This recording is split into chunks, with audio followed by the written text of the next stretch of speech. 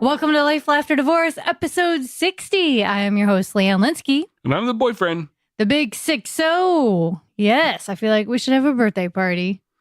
I think podcasts are supposed to wait until they're 100 or so. Oh, what if in real life we just celebrated just days because, well, that's what Hallmark does, I guess. So never mind. Hey, you guys, welcome to another wonderful week of divorce. And while you're out there tuning in, make sure you rate, review, and subscribe. And if you're on your desktop or somewhere safe, aka not driving, then make sure you go to lifelaughterdivorce.com. Check out the store. Check out the blog with the show notes in case you missed the previous episodes. Check out the soaps and candles. Yeah, just check it out, but not like at a library. You could check it at a library, right? You could check it out at a library, but you couldn't check it out. Boo. Bad, terrible jokes. Not. So, yeah, welcome back. Last couple of weeks, we've been talking about narcissism, which is a very intense topic. It is. And topical. Very, very. And this week, boyfriend, I wanted to ask you a question about, we often talk in the past to different guests about what is it that, people have made. We've heard people say they've made lists about the person they want to be in a relationship. And then a few weeks ago when we talked to our psychotherapist, Rhonda, she had talked about make a list of who you need to become in order to connect with that person that you ideally want. It's a lot of lists, man. This is a lot to try to keep track of. It is a lot. And I got to thinking about it after I was talking to today's guest, and I was thinking, at least I have never made a list of what I want to accomplish while I was in a relationship, like who I would be, not necessarily who would become, but like what it looks like, what kind of things we would be doing or that I would be doing. And I think that's interesting because I think I'll speak from my own experience because I can't really speak for other people, but we think of like, okay, well, this time I'm going to make a list and I'm going to look for these qualities in a person so that maybe it turns out better. And okay. And then like Rhonda had said, what if you make a list of the things that you need to work on yourself in order to have that kind of relationship? I get that. But then what about all of those things? You and I have talked about this before. All of the things that we do when we're single that we suddenly stop doing when we're in a relationship. Yeah. And that's not necessarily the most healthy thing to do. You should want to continue doing those things and be a better version of yourself. That's what I think about with a relationship. I want to find someone that makes me a better person and makes me feel better about myself. And I think a lot of people forget about that side of a relationship. Like we're always looking at what the other person is or what we're trying to be together. But it's almost as important as to think about who am I going to become? What am I going to be a better person being with this other individual? Like going from one relationship to another, it's like, okay, well, what do I have to improve upon myself to get to the next relationship? Yeah, but I don't think a lot of people look at it that way. They're like, well, that didn't work. So personality X, Y, and Z, I'm going to try L, M, and N instead. And I'll look for those in another person instead of just finding someone that makes you become better. Right. Or allows you to be your true self. Authentic self. I think, that's really important. Yeah, because, okay, have you ever been in a relationship where you find yourself doing things because you think it's going to impress that other person, or you start doing... It starts that way, I think. Yeah. I think a lot of relationships start that way.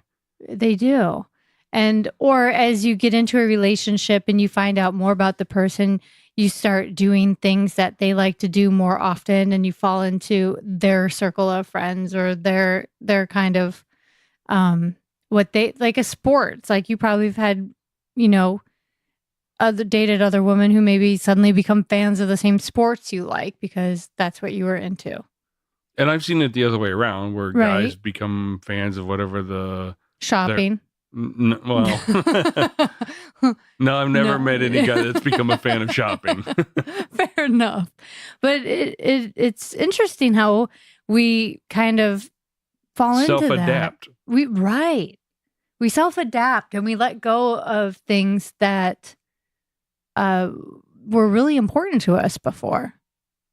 You know? Or help define us, which is bad because you never want to.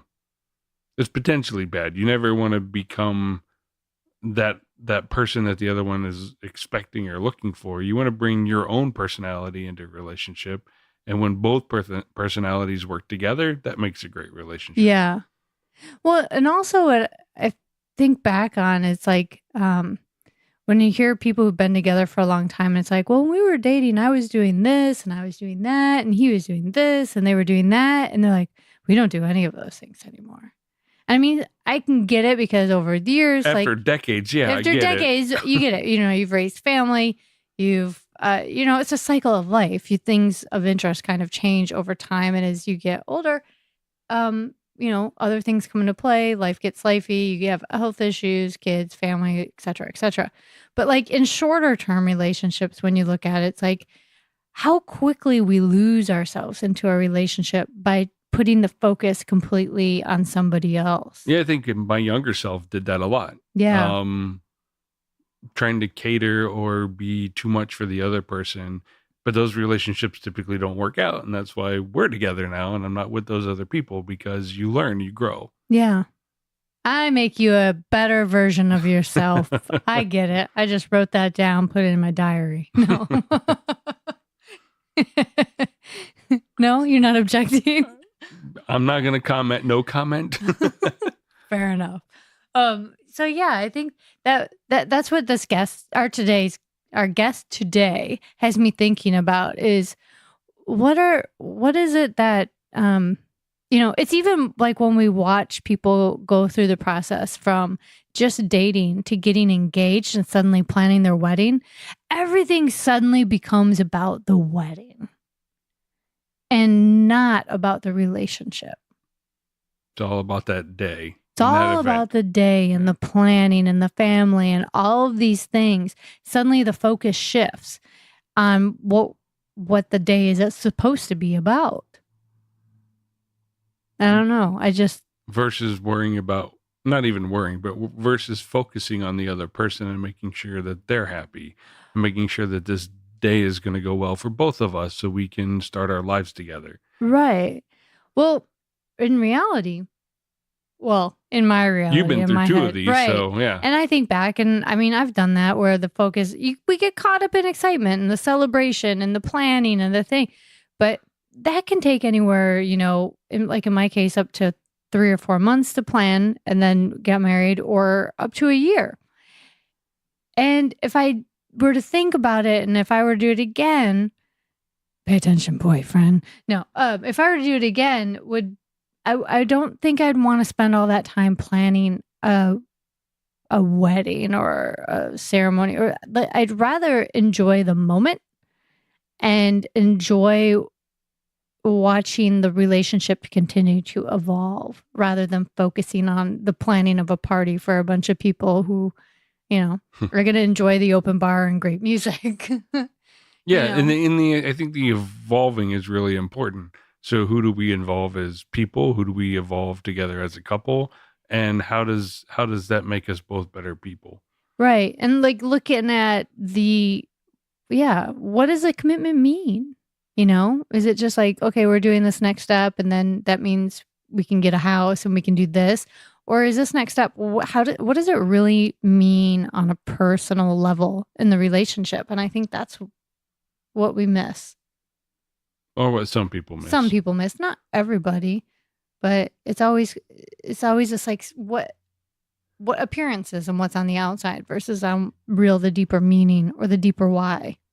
Well, that's really interesting with the appearances. So what's going to fulfill you, and what trajectory are you going to have in your life, in your relationship with this other person, and your professional life to get to where you want to go together? Yeah. And sometimes that isn't what we plan on. Sometimes that isn't what we think.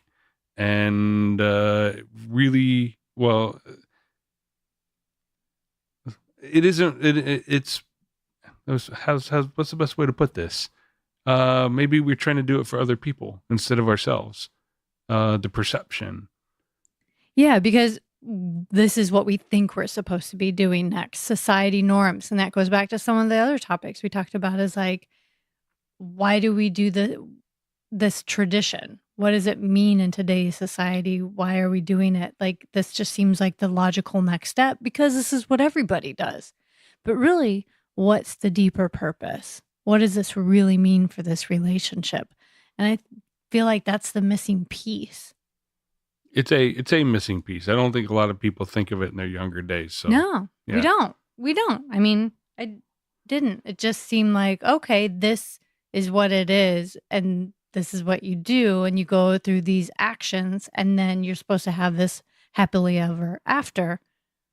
And well, yeah, that's that's a book, and that's never how life really turns out to be. Right. So it's interesting. This week's guest had an interesting journey in her own life by going through the relationships and the careers and everything to try to find herself. And why don't you explain it?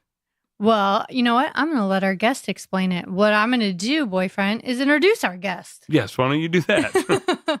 So this week's guest, her name is Sunny Joy McMillan, and she is a recovering attorney and practicing master life coach who is passionate about helping adults get unstuck from unfulfilling or unhappy marriages.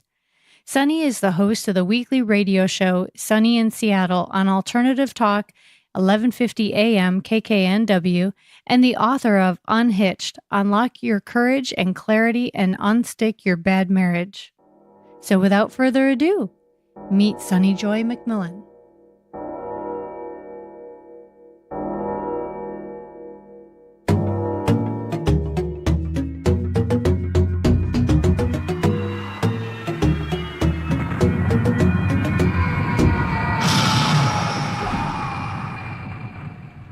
Sunny, welcome to Life After Divorce podcast. Hey, thank you so much. I'm so glad to be here. And we're very happy to have you here. I'm really excited because as I mentioned to you earlier, I've been looking over your book and wow, what an incredible journey you've been through.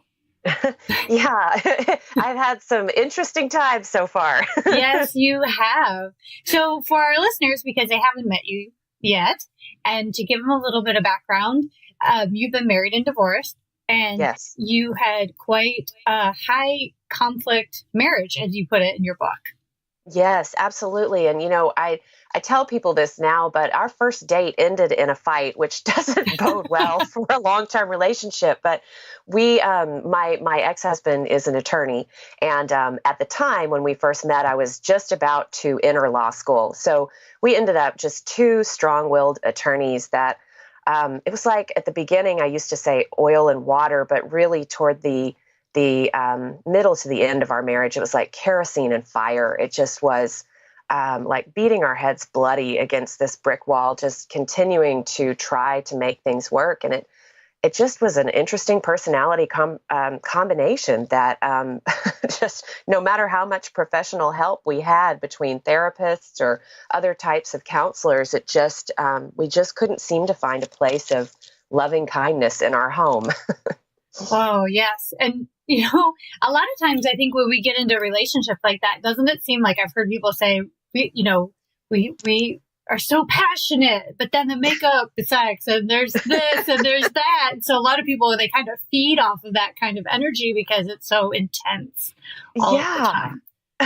Yeah. And we definitely had some intensity. And just after, it was about 12 years when I finally made the decision, we got separated. But, up until that point, we just kept coming at it every which way that we could. And by the tail end, I just was really asking for peace. I wanted peace more than anything because we just really hadn't had much of that in our home. Right. Well, you guys were young when you met, right? Well, you were young. Yes, you're right. I was around 23.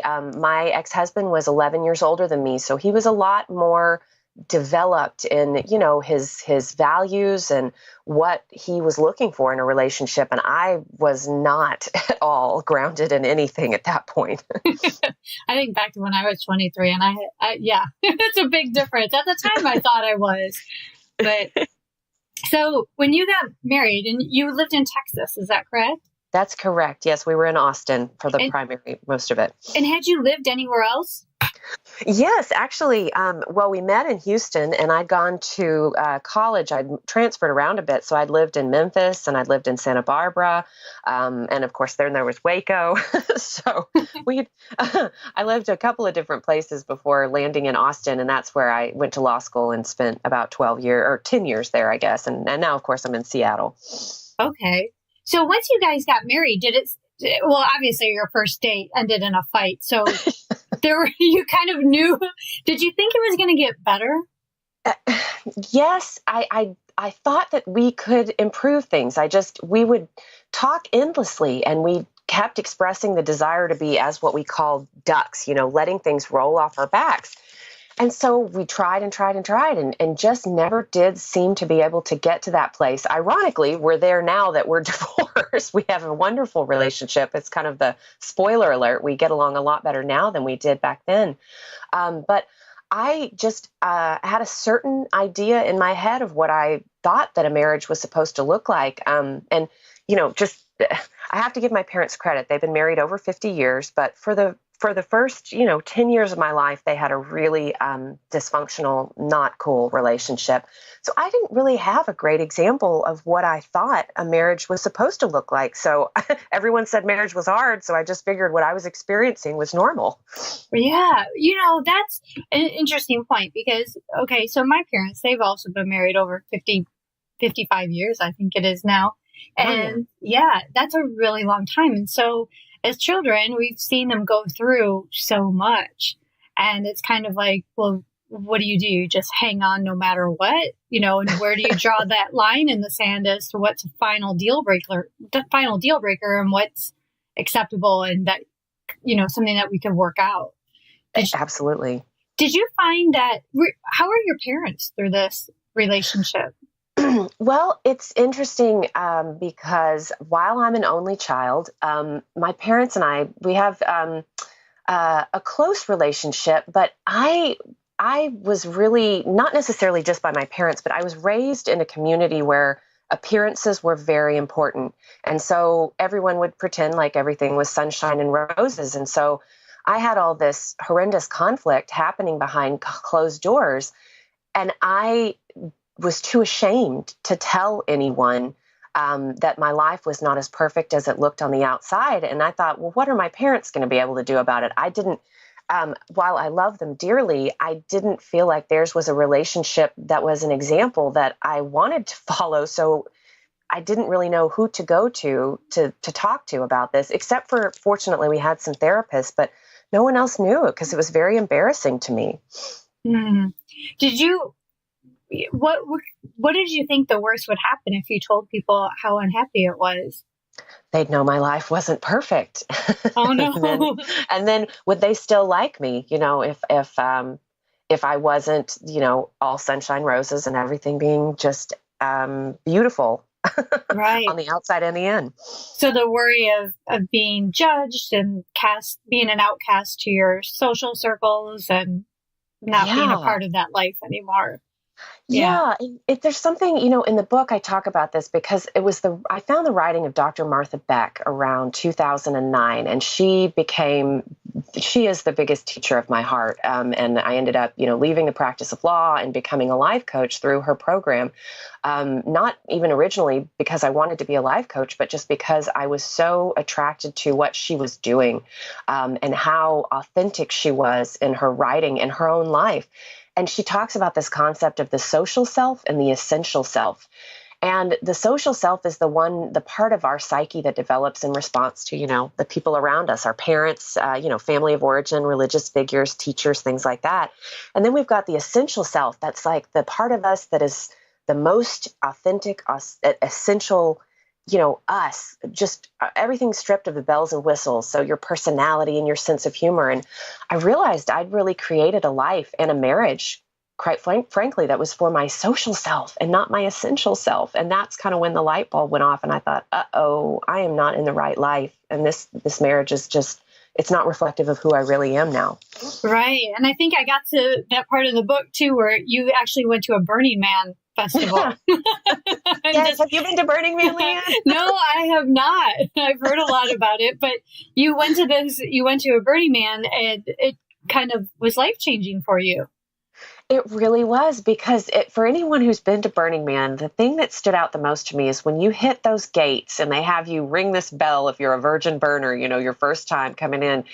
And I noticed that everyone there, you had no idea who anyone was, whether they were a CEO of a Fortune 500 company or an intentional nomad that's been, traveling, doing these festivals for years.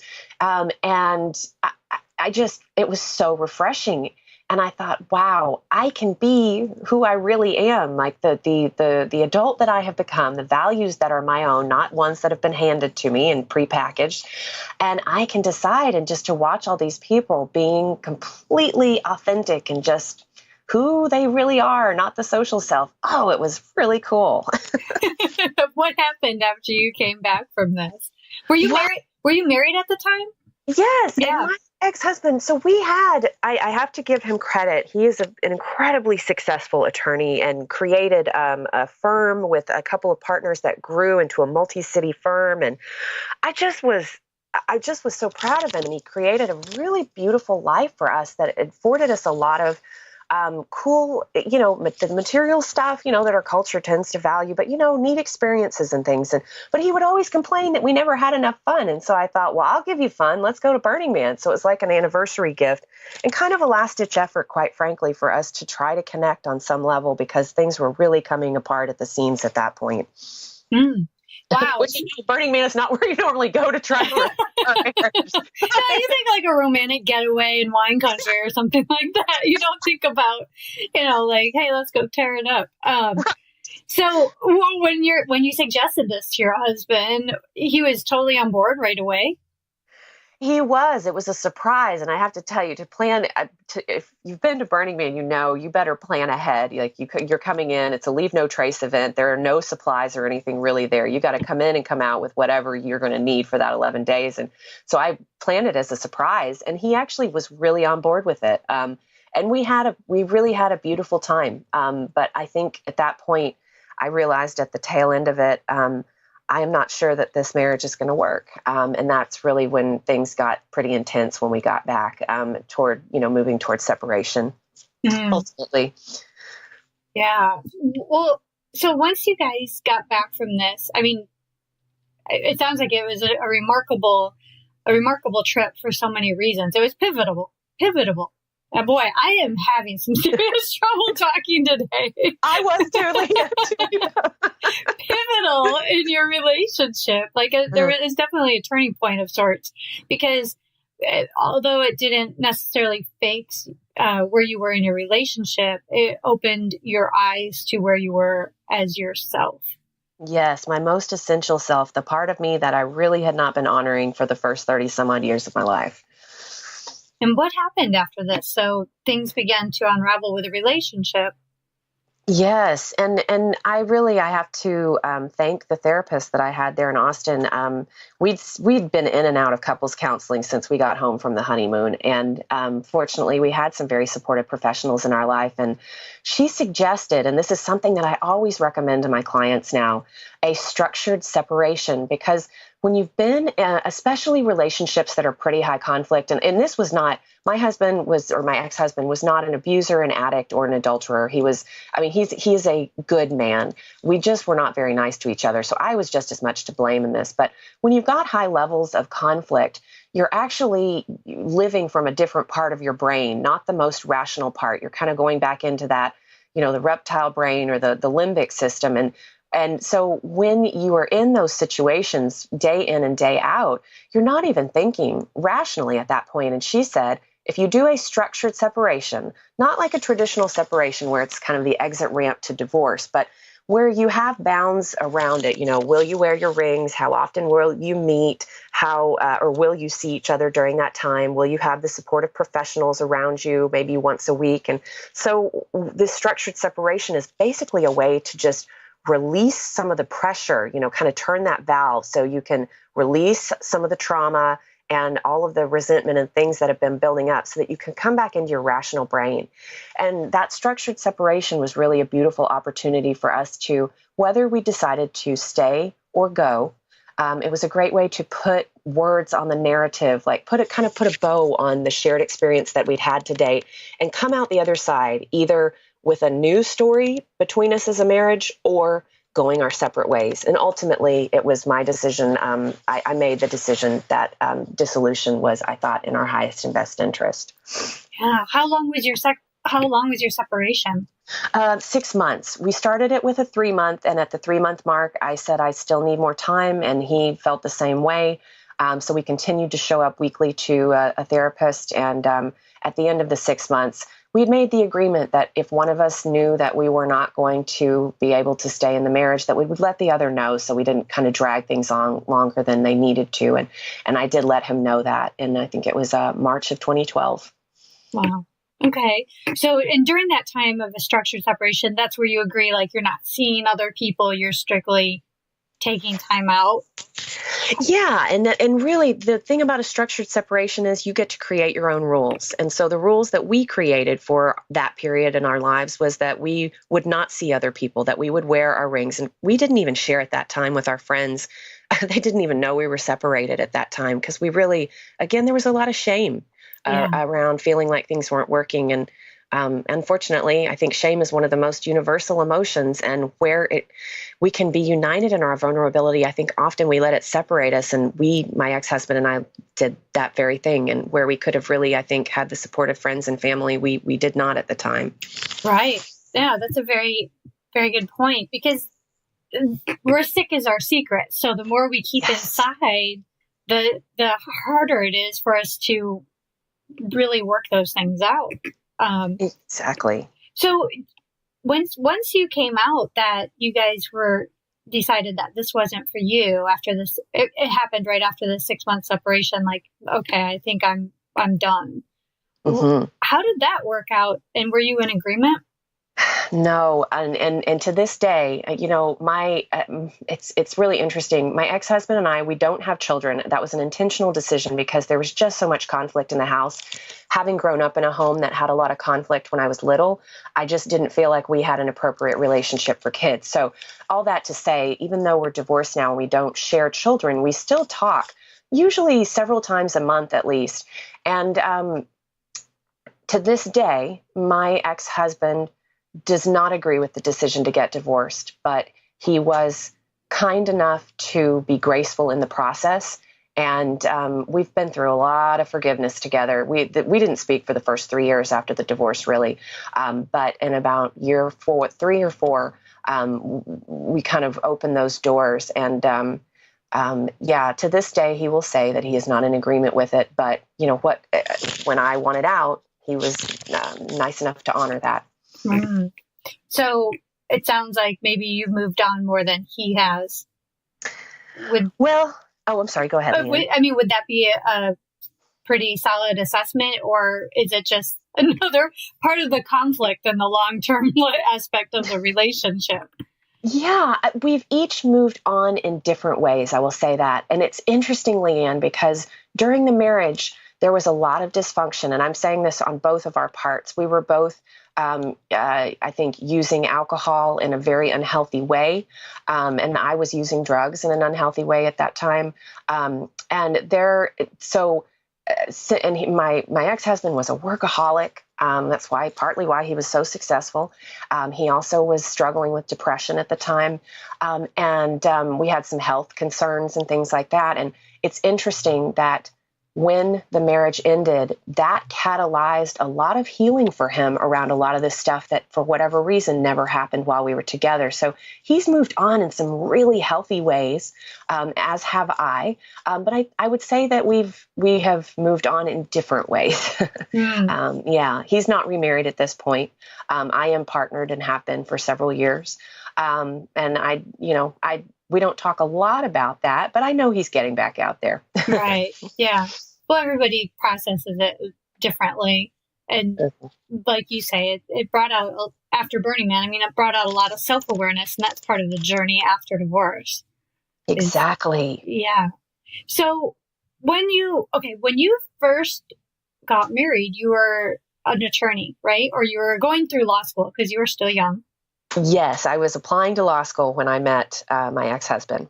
Okay. And then you were an attorney for a few years, but then you were his wife. I know part of the book that you gave up your partnership in a firm.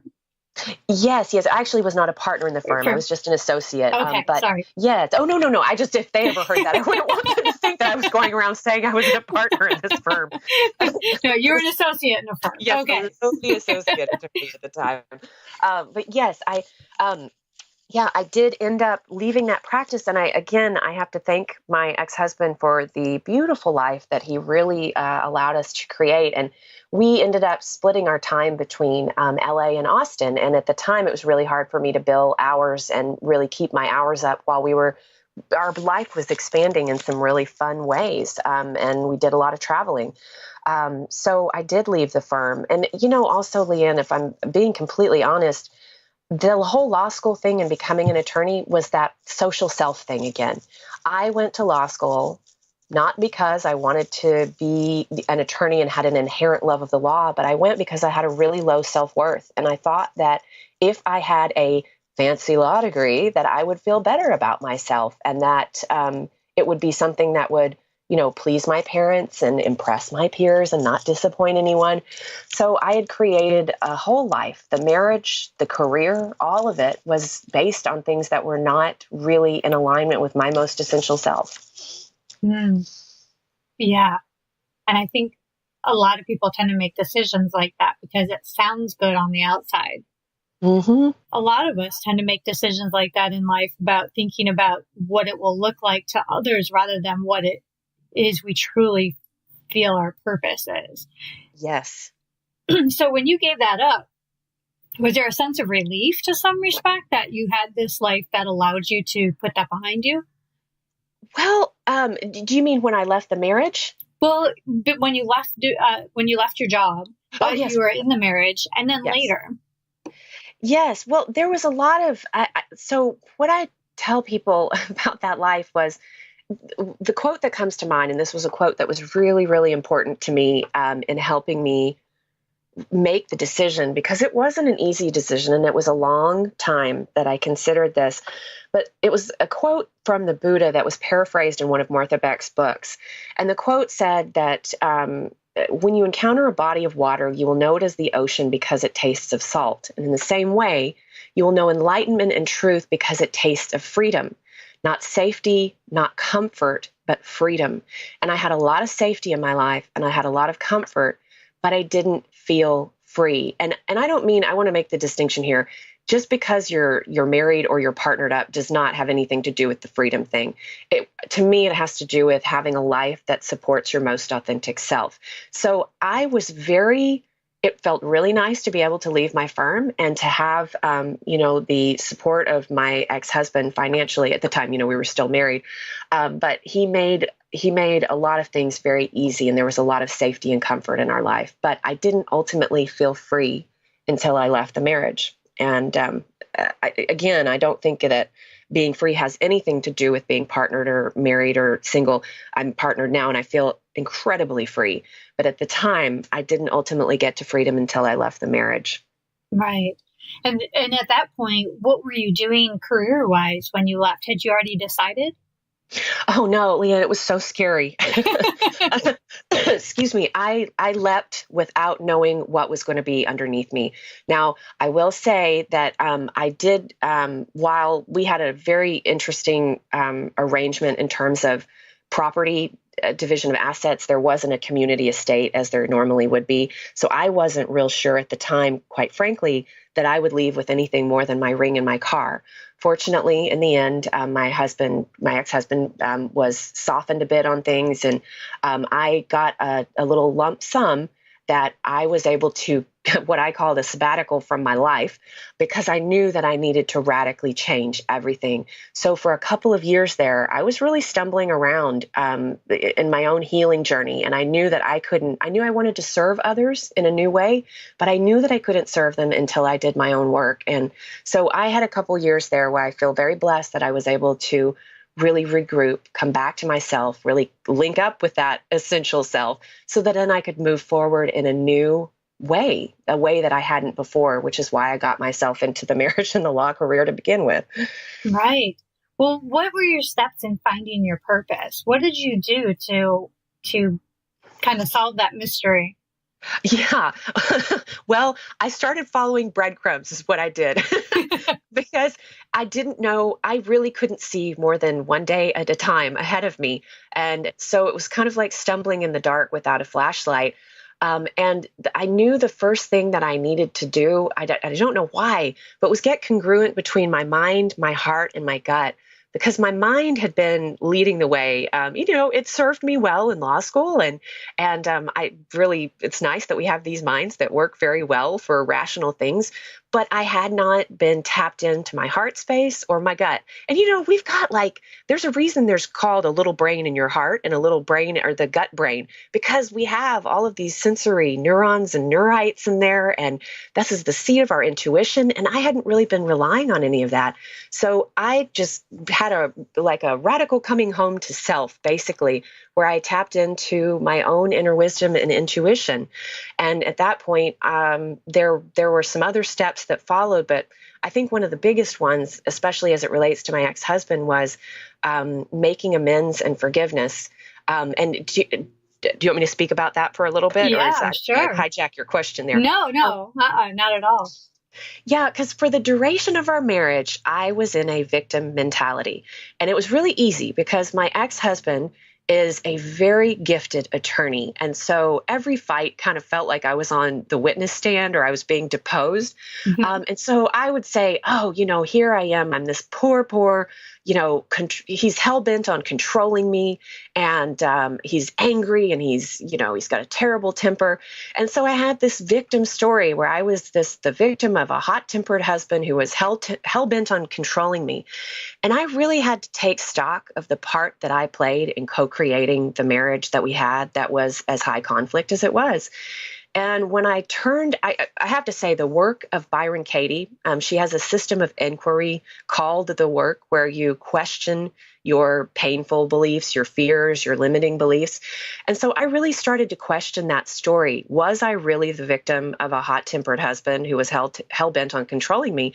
And when I turned that around and looked at the opposite of it, which is what Byron Katie's work does, was I perhaps a hot-tempered wife who was hell-bent on controlling my ex-husband? And Leanne, I was. I really was. And so when I started to look at my part, got radically honest with myself about this, I realized I was an equal player in co-creating our misery. And I went to my ex-husband at that time and I said, look, I was really in the wrong here on this, and this, and I really appreciate what you did well here on this, and this, and I'm sorry. And that kind of moving out of the victim mentality and into the take ownership of my part in it, that really opened the door to some healing. Yeah. I've actually heard this from some of our other guests on here who've gone through some really high conflict relationships, that once they realized that they had been putting themselves in a victim stage, by making amends with that person or showing forgiveness, gave them their power back. Yes, you're exactly right. And I couldn't agree more, because forgiveness is not about letting the other person off the hook. It's about freeing ourselves. At least in my experience, that's how I view forgiveness. And so you're right. It was very empowering. And you would think, from an ego perspective, you don't want to take responsibility for that stuff. But when you do, oh my gosh, it's so freeing. And it shouldn't feel humiliating or vulnerable to do that. It actually, as you say, is incredibly empowering. Mm-hmm. Yeah. And I've heard that from more than one person. It's just like, because, talking to people and hearing their stories, they'd be like, really? You apologize? They're like, yep. And once I did, I could walk away and start my life anew. Like it just felt like something significant changed. It did. Yeah. Oh, I'm sorry. Go ahead. No, I'm just, yes, to what you're saying. I totally get that. And I think that it's really, it seems so simple in theory, but when we're doing it, it's hard to find comfort stepping outside of the victim mentality. Yes. And, I will say this isn't the reason to do it by any means, but this was kind of the icing on the cake that when I started doing that, there were things that for years I'd been resentful and angry about that I blamed my ex-husband for. And some of them, some of them he did instigate. And when I started taking ownership of my part, the funny thing is, he was able to come forward and say, you know what, I did this, this, and this, and I'm really not proud of it either, and I'm sorry. And I never thought I would ever hear those words from him. And it opened up the door for him to be more vulnerable. Wow, it's really incredible to hear, because it sounds so opposite of what our instincts tell us to do. Exactly. And yet it's so, but I think it goes back to what you were saying at the beginning, like you stepped into this relationship for appearances. You stepped into your role as an attorney for appearances' sake. Mm-hmm. And so all of these things, all of these behaviors were for how it looked on the outside. And when we flip it around and take ownership of it and look at what it looks like from the inside, it changes everything. Exactly. I couldn't agree with you more, Leanne. And I mean, I'm just here summarizing what I'm hearing from you. And I think it's just a really, I think two people look at, what can I do to change my life? What can I do to get out of this rut? And the answers are always right there. It's just if we make that choice. So once you made this choice and you started taking ownership for your actions and looking in the mirror and taking this inventory, what happened next? What sort of change? What other changes came as a result of this? Well, I write about this in the book, and I know this isn't for everybody, but I call it shameless spirituality. It's funny. I started to develop a really interesting relationship with the universe, and I started to. I had created a life with a white knuckle death grip on how I thought it should look. And what ended up happening when I released that death grip, because I thought, what I created here obviously did not work. So I'm just going to trust that it's a friendly universe. I think there's a quote that's attributed to Einstein, and I have no idea whether it's a correct attribution. But anyway, I love the quote, so I don't care. But it's the most important decision we'll ever make is whether we believe we live in a friendly universe or not. And I decided, okay, so if what I did wasn't working, let's just go with that. Well, there's a Goethe quote also that I loved, and I kind of went with the time, which is, at the moment of commitment, the entire universe conspires to assist you. And I thought, okay, what if I just start experimenting and seeing if I kind of live more in flow? If I wait for breadcrumbs to appear, will they appear? And they did. And it's interesting, Leanne, because it gave me so much perspective. I'd had these blinders on thinking that my life and all these problems were the most important thing that was happening. And when I kind of expanded up to eagle view, not mouse view, I realized that all of these things were happening and they were really allowing me to catalyze some serious growth in my life and awaken in a way that I hadn't before, and gain perspective and kind of start living in a way that was a little more based on synchronicity and serendipity than on me being a type A, attorney planner person who is, like I said, white knuckle death grip, creating what it is that I want my life to look like. And things really started to open up. It was cool. So now a lot of people might think letting go of control is like sitting around. Like, I don't know, some people will go to the opposite. Do the extreme and go from complete control over things to like sitting and waiting for something to happen. But there's a difference, right? Between taking some meaningful action and following the breadcrumbs than just waiting for someone else to take care of you. Absolutely. And I'm so glad you said that. I think that's such an important point. And it's an interesting balance, I think, that between that allowance and surrender, and I don't mean surrender like putting up a white flag and just sitting on your couch and doing nothing, but that allowance versus, actively co-creating, or some people call manifesting. Yeah. And yeah, absolutely. So no, I was very active during this time. I mean, there were moments, of course, of meditation and inner connection there, and getting still and just being. But it was a very active process for the most part, where I would say it's just following the curiosity, the joy, and the freedom, and the things that I was curious about, things that felt joyful, things that felt aligned with my essential self. Those were the things that I actively followed.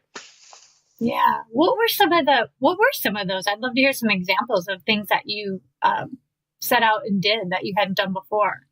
Well, so I had this idea that when I made the decision that I knew the marriage was not going to last, or was not going to work, and we were in that structured separation period. And at that point, I'd read not too far before Liz Gilbert's book, of course, Eat, Pray, Love. And so I had in my mind that I wanted to do kind of an Eat, Pray, Love trip. And so it's interesting because at the moment I planned that trip, Martha Beck opened up a workshop at her ranch the weekend before I was planning to leave. And so I go to this workshop at her ranch, and it was just the most magical weekend. So then I'm thinking, okay, I've got to stay connected to this organization that Martha Beck has here. I have no idea how that's going to work. So then go off on this international adventure. And where, and at that point, actually, Leanne, when I finally ended up going on this trip, I had met my now partner. And it was an international adventure that we did together there.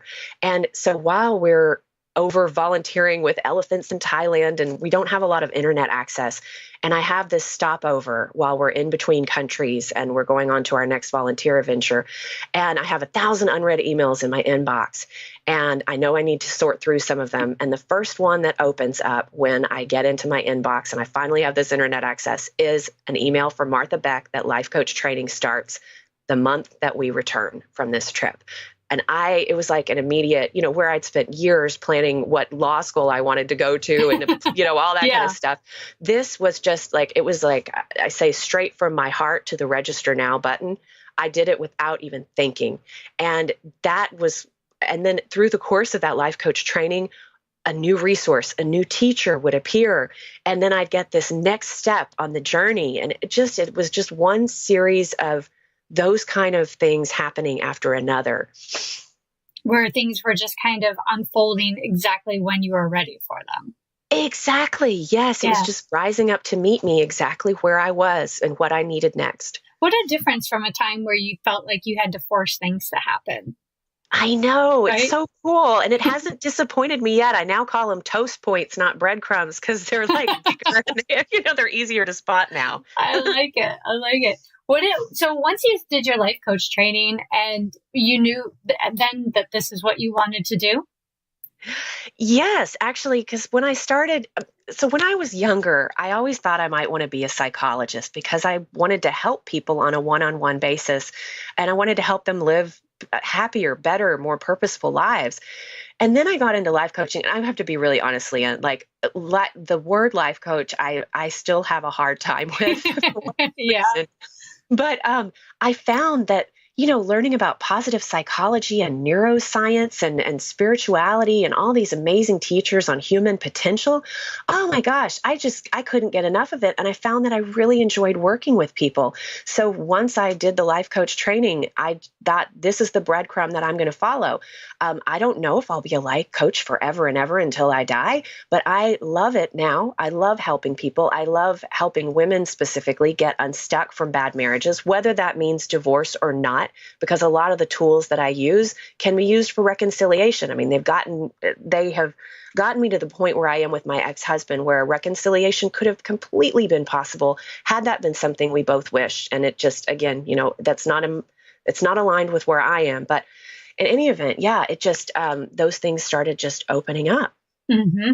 And I find that as a life coach, because I'm also one, I find that when we meet with the people we're working with, that it's reciprocal, because it's amazing what's going on in their life and their game and what their, desires are in life are sometimes often a reflection that we can relate to. It's like, how did you know this is exactly what I needed to hear today? Oh my gosh, Leanne, I don't know about you, but I'm a crier, and I on a regular basis, my clients come in and share things, and I am so touched by the magic that is happening in their life, or the realizations that they're having, and the growth that they're experiencing. It is just so, I just feel so honored to be a part of such an intimate part of someone's journey. Yep, I agree. It's extremely magical. Yes. and people often ask, I don't know that everybody always understands exactly what a life coach is until they get one. Mm-hmm. And then they realize what a difference. It's not an accountability partner, and it's certainly not a therapist. Those are two entirely different things. But, I always think of it, well, I know how I always think of it, but I'd love to hear how you describe it to people. Yes. The way that I describe it generally is I use the analogy of like a doctor and a personal trainer. So if you are needing a little bit of support to get back to baseline or to be well, you go to a doctor. Now, if you want to go to high performance in your physicality, go to a personal trainer. So I like to think of life coaching as taking us to our highest level of performance, kind of like a personal trainer for your soul, where you're really connecting in and taking yourself to the highest potential, the highest fulfillment, the highest joy that you can in this human lifetime. Yes, I love it. That's such a great description, because oftentimes people think, why would I need someone to tell me how to live my life? And I'm like, I don't know that. Well, I don't know if that's exactly it, but no, that is a fabulous, fabulous description of what a life coach does, is showing us our true potential and how to play the game of life as an elite player. Yeah. And I have to say, I mean, I like to think that I live it to give it. And in my own life, coaching is what catalyzed me into my right life, like whether through Martha Beck or other mentors and coaches. I have a coach right now that I work with every week. And I coaching has changed my life. So I know that it can help others as well. Oh my gosh. Tremendous change, and fast. Yes. It's incredibly fast how things move and change without that. It doesn't always seem like it at the time until you look back a few months later and you're like, whoa, what just happened? What just happened there?